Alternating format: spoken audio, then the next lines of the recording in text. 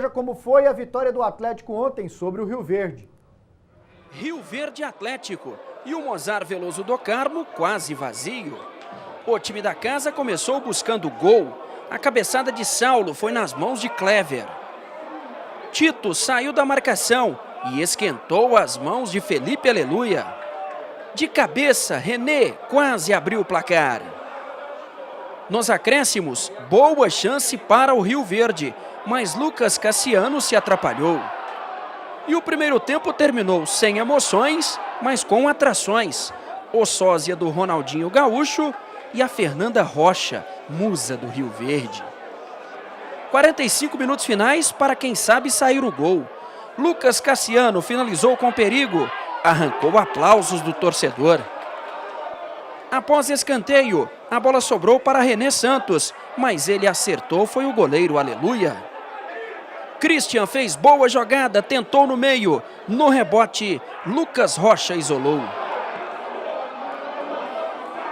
Rodrigo foi à linha de fundo e cruzou para Tito cabecear e abrir o placar. Tito mostrando faro de artilheiro. 1-0 Atlético.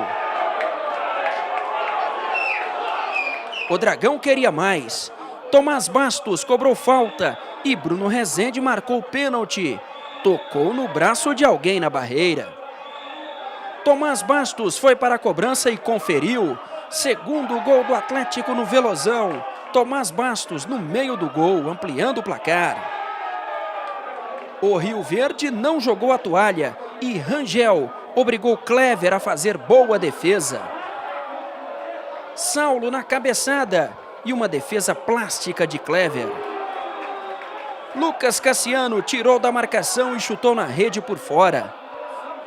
Placar final, Rio Verde 0, Atlético 2. Com a derrota, o Rio Verde praticamente disse adeus à primeira divisão. Já o Atlético, com a vitória, vai brigar diretamente por classificação em confrontos diretos contra Napolina e Iporá. No primeiro tempo, muito inoperante em termos de criatividade, de aproximação. Não conseguimos ter jogada de profundidade que seja com os atacantes, com os laterais para chegada de cruzamento. O Lucas cruzou 2 bolas no primeiro tempo aqui, mas do lado esquerdo praticamente nenhuma. E as definições também de aproximação do Tito dos atacantes mais distantes, jogando muito descompactado. E ali o Thomas um pouco sem sintonia nessa aproximação. Foi isso que a gente procurou corrigir no vestiário, A gente até melhorou, a partir, na minha opinião, dos 20, 25 do primeiro tempo, o fluxo de jogo, mas era uma bola mais defensiva, rodava muito no pé dos volantes da defesa, chegando nos laterais. Precisava mais dessa bola vertical, mais profundidade. E foi o que nós melhoramos aqui. No entanto, que o gol surge de uma infiltração do Rodrigo, escapando pelo lado, que a gente pede isso muito do volante, elemento surpresa, e acontecendo um belo cruzamento e o posicionamento.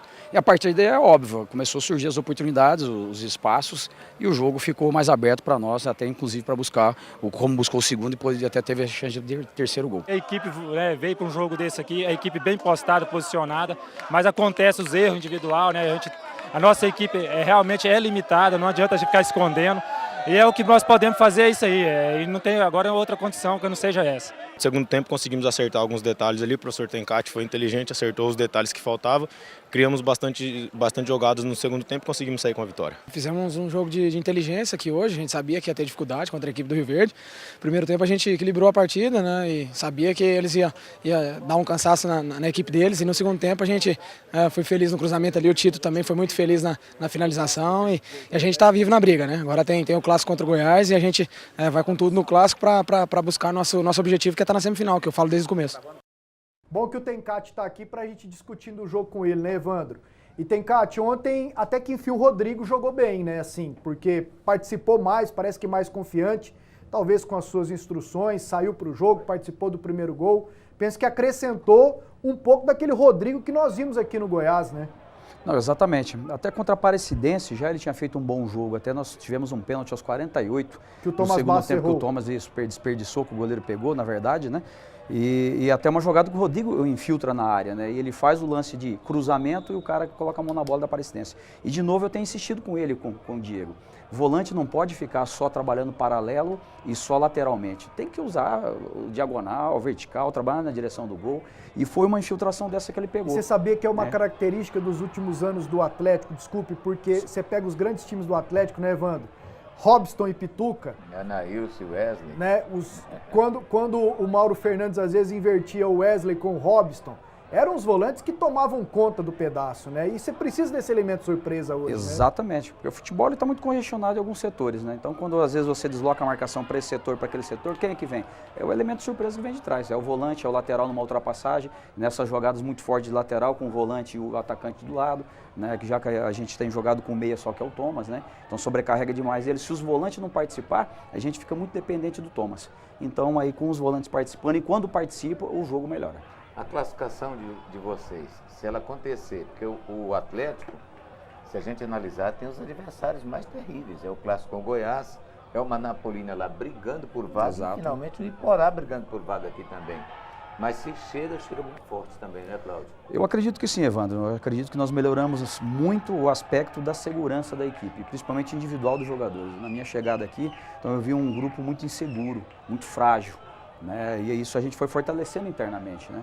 Tanto no aspecto tático como emocional. E isso melhorou muito. Então, eu tenho falado isso para os jogadores. Falo, olha, a gente passou tudo que poderia passar de adversidade até agora.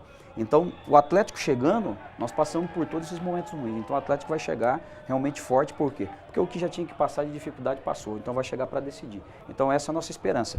Que o Grêmio Anápolis tropece e que nós façamos a nossa parte. Qual que é a nossa parte? É vencer os adversários dos confrontos diretos que nós temos no nosso grupo.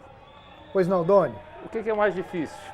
É você ganhar, o Atlético ganhar, fazer a parte dele, ou o Grêmio Anápolis tropeçar? Na verdade, Doni, eu vejo hoje, na minha confiança, naquilo que a gente pode fazer de campo, que a gente vai fazer, é a dependência do Grêmio Anápolis. Quando você depende de uma pontuação de um outro adversário, realmente aí você vai ter que ficar naquela torcida. Fazer a nossa parte e depender do resultado do adversário. Porque dependendo mais uma ou duas rodadas, de repente você não tem nem a última. O Grêmio Anápolis já define conforme a pontuação que você direciona, né? Então, o confronto de domingo será importante demais para nós. Vencendo o Goiás, nós vamos continuar na briga, mesmo o Grêmio Anápolis também vencendo.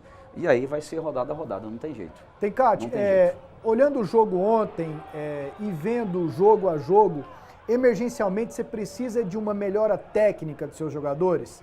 Por exemplo, que o Tomás Bastos jogue o que ele já jogou, que o Tito entre mais em ritmo, é isso? Porque na parte de organização, parece que você já está conseguindo incutir na cabeça dos caras o que você quer para o time. Olha, não há dúvida. Inclusive, hoje o que nós temos assim de melhorar para o brasileiro é a reposição de jogadores, né? Então, isso a gente sabe que era uma carência já para o estadual, né? Mas... Tanto é que você improvisou um zagueiro na lateral. Exatamente. Então, a dificuldade de contratar jogadores em função do mercado está muito ativo. Você só encontrava jogador parado ou jogador que não está se dando bem em outros clubes.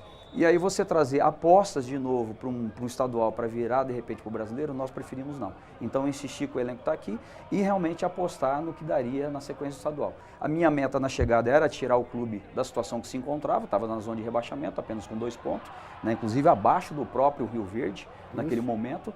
E nós conseguimos assim uma mudança rápido. A única frustração minha até agora foi a saída da Copa do Brasil, que é uma frustração minha mesmo, que eu estou em dívida com o Atlético. Penso ainda, que é de torcedor todo do mundo, Atlético. né? Exato. Então nós, Comissão Técnica de Jogadores, estamos com essa dívida e nós pretendemos pagar essa dívida. E a nossa intenção é a chegada nas semifinais. E se não der, nós vamos depois compensar no Brasileiro. Cláudio, Mas não há dúvida que é justamente isso. Agora, ajustar para a sequência. Mas os jogadores têm entendido muito bem esse caminho realmente do trabalho. Que avaliação você faz nesse momento do futebol goiano? Está dentro do que você imaginava, está acima ou está abaixo?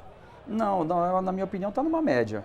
Eu tenho enfrentado assim, futebol paranaense, eu fiz muito futebol paranaense, né? Mas a gente tem experiência já de Série C, Série B e tenho visto o nível do futebol goiano no nível médio. Não é um nível ruim não é um nível também ótimo, né? Mas é um nível médio. Se a gente comparar, por exemplo, equipes daqui do futebol goiano, igual nós temos aí Grêmio Anápolis, o Anápolis, né? Eu tenho visto aí Iporá jogar as equipes do interior com uma força até maior do que equipes do interior do Paraná, que eu já enfrentei e que a gente por muitos anos jogou futebol paranaense.